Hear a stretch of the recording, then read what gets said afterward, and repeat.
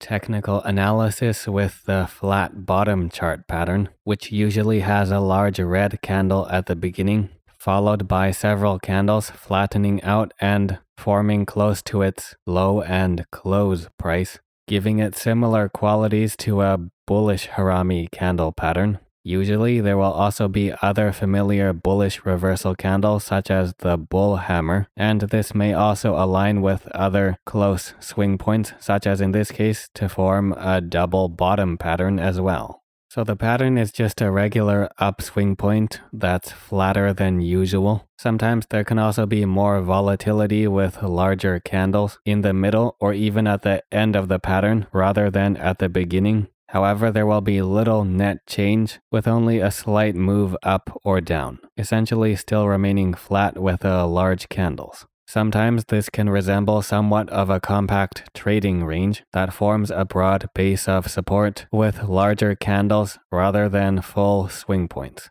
In certain cases like this, the closing prices and or the real bodies of the candles may not be as closely horizontally aligned. However, their lows will still usually be quite horizontally aligned with the beginning of the pattern. This case is closer to a regular upswing point since there's almost no horizontal alignment except with the first two candles, but that doesn't mean they can't be defining important ranges that can be useful in the future.